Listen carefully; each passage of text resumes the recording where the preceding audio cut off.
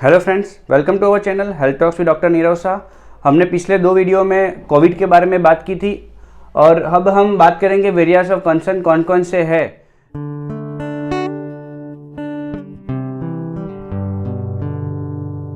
Variants of concern 5 अब तक detect हुए हैं, alpha, beta, gamma, delta and Omicron. ऐसे नाम क्यों रखे हैं? ग्रीक लैंग्वेज में जो अल्फ़ाबेट्स आते हैं उसके बेस्ड ये नाम रखे हैं, ये ताकि नॉर्मल पब्लिक को बोलने में और याद रखने में ईजी रहे। बाकी इसको लीनिएज के फॉर्म में आइडेंटिफाई होता है, लेकिन वो याद नहीं रहते, इसलिए इसको ये नाम दिया गया है। तो सबसे पहले अल्फ़ा वेरिएंट्स आया जो इनिशियली सितंबर 2022 में उसका फर्स्ट केस यूके में डिटेक्ट हुआ। तो उसमें कंसर्न ये था कि ट्रांसमिसिबिलिटी इंक्रीज थी और सीवियरिटी इंक्रीज थी और उसमें more than 1 mutation spike protein में हुआ था, जो हमने क्राइटेरिया देखे थे जो वेरिएंट्स ऑफ कंसर्न होने के लिए। उसमें दूसरा बीटा आया जिसको हम B.1.351 बोलेंगे। तो उसमें इनिशियली फर्स्ट केस डिटेक्ट हुआ अक्टूबर 2020 में साउथ अफ्रीका में। उसमें भी सेम था कंसर्न, इंक्रीज ट्रांसमिसिबिलिटी थी, इंक्रीज सीवियरिटी थी और उसमें थोड़ा बहुत जिसको वैक्सीन दिया था इनिशियली तो उसमें वैक्सीन की इफेक्टिवनेस कम हो गई थी। तो उसमें मोर देन 3 स्पाइक प्रोटीन में म्यूटेशन हुआ था। उसके बाद आया गामा वेरिएंट्स जो दिसंबर 2020 में उसका फर्स्ट केस ब्राज़ील में डिटेक्ट हुआ। तो उसमें भी सेम कंसर्न था, increase transmissibility, severity and vaccine effectiveness कम हो गया था। और उसके बाद आपको पता है कि डेल्टा वेरिएंट्स आया जो जिसको हम इंडियन वेरिएंट्स भी बोलते हैं। तो इनिशियली वो अक्टूबर 2020 में इंडिया में डिटेक्ट हुआ था, उसमें ट्रांसमिसिबिलिटी इंक्रीज थी, लेकिन इसमें और एक था कि इसमें वो एंटीबॉडी को न्यूट्रलाइज कर दे रहा था। जैसे कि हमने देखा था कि बॉडी वायरस के ऊपर स्पाइक प्रोटीन होते हैं और हमारे एंटीबॉडी होती है वो स्पाइक प्रोटीन के ऊपर जाके न्यूट्रलाइज करती है, तो वायरस बॉडी पे, ह्यूमन बॉडी पे इफेक्ट नहीं कर पाता। लेकिन ये इसमें प्रॉब्लम क्या हुआ कि जो न्यूट्रलाइज हमारी एंटीबॉडी वायरस के स्पाइक प्रोटीन को जो करने वाली थी वो नहीं कर पाई, तो decrease susceptibility of neutralising antibody. तो ये उसका एक फीचर था जिसकी वजह से उसको वेरिएंट ऑफ कंसर्न में रखा था। और उसमें मोर देन 13 म्यूटेशन हुआ था स्पाइक प्रोटीन में। और वैसे काफ़ी सारे केस आए थे डेल्टा वेरिएंट में, लेकिन कंफर्म केस जो थे वो मोर देन 30 लाख थे और डेथ काफ़ी सारी हो गई थी इसमें। उसके बाद आया ओमिक्रॉन जिसको हम B.1.152 बोलेंगे, जो इनिशियली उसका फर्स्ट केस डिटेक्ट हुआ था 24 नवंबर 2021 में और तुरंत ही उसको वेरिएंट्स ऑफ कंसर्न मतलब 26 नवंबर 2021 में उसको WHO ने वेरिएंट्स ऑफ कंसर्न डिक्लेयर कर दिया था।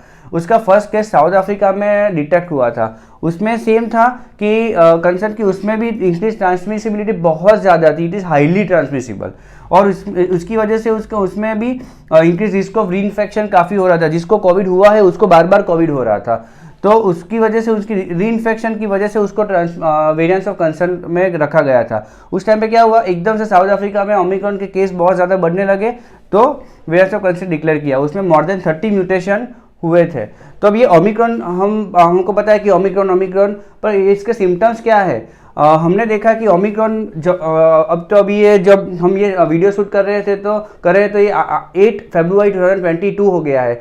तो जनवरी जो पूरा महीना रहा था हमारे लिए, उसमें मेरी प्रैक्टिस में काफ़ी सारे थर्ड वेव के पेशेंट आए थे जिसमें ज़्यादातर लोग ओमिक्रॉन के थे। हमने डिटेक्ट नहीं किए थे, कंफर्म केस इतने आए नहीं थे क्योंकि उसमें गवर्नमेंट की गाइडलाइन के हिसाब से जो केस हमको लगते थे जो वेंटिलेटर पे थे या तो ट्रैवल हिस्ट्री होती थी उसमें हम ओमिक्रॉन मतलब जीन सीक्वेंसिंग करवाते थे।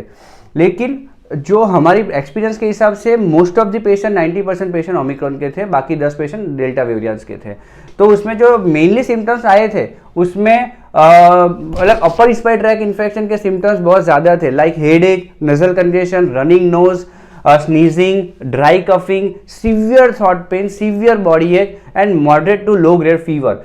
ये उसके सिम्टम्स थे। उसमें कोई ऑक्सीजन लेवल या ऐसा कोई डिक्रीज हो नहीं रहा था। तो basically upper respiratory tract infection के सिम्टम्स थे उसमें। तो ये उसका एक क्वेश्चन कि थर्ड वेव क्या आ गया है। यस, थर्ड वेव ओमिक्रॉन की वजह से आया था, जो अब केसेस उसके डाउन काफ़ी हो गए हैं, लेकिन कुछ जगह अभी है। मोर्टेलिटी बहुत कम है ओमिक्रॉन में, इसलिए डेथ इतनी ज़्यादा हुई नहीं है क्योंकि वो ईजिली ट्रांसमिसिबल है। उसमें लंग डैमेज नहीं हो रहा है, ऑक्सीजन लेवल सैचुरेशन डाउन नहीं हो रहा है, तो मोस्ट ऑफ द पेशेंट वो नॉर्मल हो गए हैं उसमें विथ होम आइसोलेशन ओनली। इसमें उसके बाद एक क्वेश्चन है कि how the variants differ, delta और ओमिक्रॉन को आप डिफ्रेंशिएट कैसे करेंगे। नॉर्मली डेल्टा और ओमिक्रॉन इस जनरल पॉपुलेशन के लिए डिफ्रेंशिएट करने का कोई मतलब नहीं है सब, क्योंकि डेल्टा की भी ट्रीटमेंट नहीं है और ओमिक्रॉन की भी ट्रीटमेंट नहीं है। जो भी हम दे रहे हैं वो सपोर्टिव ट्रीटमेंट दे रहे हैं, लेकिन थोड़ा बहुत हमारे एक्सपीरियंस के हिसाब से और सिम्टम्स के हिसाब से थोड़ा बहुत हम डिफ्रेंशिएट कर सकते हैं। तो हमने डेल्टा वेव में देखा था कि सिम्टम्स ऑलमोस्ट 10 डेज तक रहते हैं। हाई ग्रेड फीवर उसमें आता था 101, 103, लॉस ऑफ स्मेल था, टेस्ट था, लंग डैमेज हो रहा था, जो lung damage CT scan HRCT में भी दिख रहा था, उसमें हाइपर इम्यून रिस्पॉन्स हो रहा था एट द सेकेंड वीक, और breathing difficulty, oxygen saturation down, वो सब हो रहा था, और उसमें most of the patient vaccinated नहीं थे। जबकि ओमिक्रॉन में क्या है कि 4 to 5 डेज में सिम्टम्स ठीक हो जाते हैं। लो ग्रेड फीवर, तो उसमें मेन सिम्टम था वो headache, extreme fatigue and extreme body एक, डिजीनेस, नोजिया, इसमें लंग डैमेज नहीं हो रहा है और एक्सेप्ट द फ्यू केसेस उसमें हो रहा है। बाकी most of the patient vaccinated है। और हाई रिस्क पे कौन से पेशेंट है जिसको ओमिक्रॉन में डैमेज ज़्यादा हो रहा है, वो जो इम्यूनो कॉम्प्रोमाइज्ड है, ओल्ड एज है, और डायबिटीज़, हाइपरटेंसिव जैसे uncontrol diabetes and uncontrol ISD है उसको हो रहा है। अब हम मेन बात करेंगे कि ट्रीटमेंट क्या है ओमिक्रॉन की। ओमिक्रॉन हो, कोविड हो, जिसके जितने भी वेरिएंट्स है, अब तक कोई उसकी कंफर्म ट्रीटमेंट आई नहीं है। इसीलिए प्लीज़ प्लीज़ प्लीज़ मैं एक आप सबको सबसे एक बात कहना चाहूँगा कि एजिथ्रोमाइसिन ट्रीटमेंट नहीं है। मेरे पास काफ़ी पेशेंट आए तो तीसरे चौथे दिन पेशेंट आते हैं और बोलते हैं कि सर हमने पहले दिन थ्रोट पेन हुआ और हमने एजिथ्रोमाइसिन का कोर्स कंप्लीट कर लिया है, फिर भी हमको ठीक नहीं हुआ है। एजिथ्रोमाइसिन एंटीबायोटिक है, वायरस में एजिथ्रोमाइसिन का कोई रोल नहीं है, इसलिए प्लीज़ खुद से एजिथ्रोमाइसिन मत लीजिए। Symptomatic medicine is enough. So azithromycin, hydroxychloroquine, ivermectin, जो हम फर्स्ट वेव में, हम सेकंड वेव में हमने देखा था कि थोड़ा बहुत इफेक्ट हो रहा था, ऐसा लग रहा था हमको, लेकिन हमने दिया भी था। लेकिन थर्ड वेव में ओमिक्रॉन में एजिथ्रोमाइसिन, हाइड्रोक्सीक्लोरोक्विन, आइवरमेक्टिन, ये सब मेडिसिन का अभी कोई रोल नहीं है। तो प्लीज़ थ्रोट पेन हो तो एजिथ्रोमाइसिन खुद से मत चालू कर दीजिए, अपने फिजिशियन को दिखाइए, उनको डिसाइड करने दीजिए कि आपको एंटीबायोटिक की ज़रूरत है या नहीं है।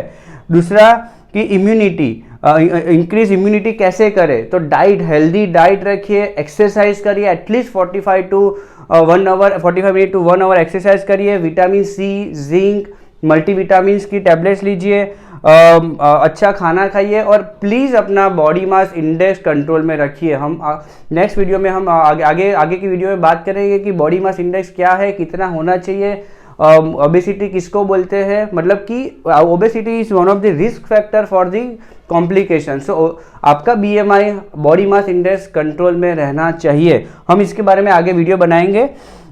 तीसरा हमको फैक्ट से क्लियर करना था कि कभी भी कोई पेशेंट आता है तो बोलते हैं कि सर RT-PCR का रिपोर्ट देखिए ना, उनकी CT वैल्यू 20 आई है, 15 आई है, 17 आई है, तो सर हम क्या कॉम्प्लिकेट होंगे। कभी भी CT वैल्यू देखना नहीं है। CT वैल्यू के ऊपर से कुछ भी डिसाइड नहीं होता है। CT value is just a viral load. हम नेक्स्ट वीडियो में हम RT-PCR के बारे में हम आपको डिटेल में समझाएंगे कि CT वैल्यू क्या होता है, RT-PCR कैसे करते हैं, CT वैल्यू का इंपॉर्टेंस क्यों नहीं है। CT value is just a viral load, और वो मशीन को वायरस को डिटेक्ट करने के लिए जितनी साइकिल रिपीट करनी पड़ती है वो ही है वो CT वैल्यू। तो प्लीज़ CT वैल्यू को मत देखिए। कोविड टेस्ट पॉजिटिव है या नेगेटिव है उतना ही देखना है। CT वैल्यू से सीवियरिटी या सिम्टम्स या ट्रीटमेंट में कोई फर्क नहीं पड़ता है। जिसका CT वैल्यू अगर 30 होगा और जिसका CT वैल्यू 20 होगा तो ज़रूरी नहीं है कि 20 वाला पेशेंट कॉम्प्लिकेट होगा और 30 वाला पेशेंट कॉम्प्लिकेट नहीं होगा। अगर 30 वाले पेशेंट को कोमोबिडिटी होगी या उसकी इम्यूनिटी डाउन होगी तो वो भी कॉम्प्लिकेट हो सकता है, और 20 वाले पेशेंट को शायद सिम्टम्स भी नहीं आए। तो प्लीज़ CT वैल्यू को मत कंसिडर करिए। दूसरा कि 2 पॉजिटिव पेशेंट साथ में रह सकते हैं एक घर में, एक ही रूम में। अगर कोई फैमिली मेंबर में 2 पॉजिटिव पेशेंट है और 2 पेशेंट को सिम्टम्स नहीं है तो रिपोर्ट अभी करने की ज़रूरत नहीं है, और वो 2 जो पॉजिटिव पेशेंट है वो लोग साथ में रह सकते हैं।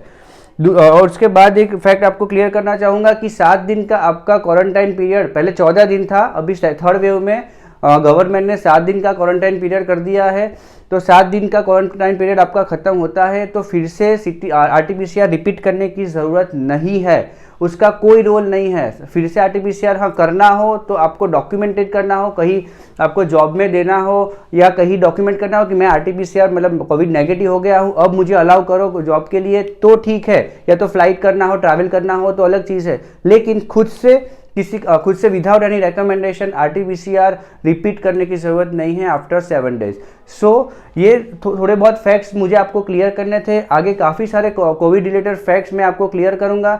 नेक्स्ट वीडियो में हम बात करेंगे डिटेल अबाउट RT-PCR। मैं आपको पूरा RT-PCR के बारे में फंडामेंटल समझाऊंगा कि आपका स्वैब जो सैंपल होता है वो आपके थ्रोट और नोज में से लेके कहाँ भेजते हैं और उस पर क्या प्रोसेस करते हैं और आपको रिजल्ट जो मिलता है वो कैसे मिलता है, पूरा पहले व्हाइट बोर्ड पे बात करेंगे। उसके बाद मैं आपको लेबोरेटरी में ले जाऊंगा, पूरा लाइव दिखाऊंगा आपको।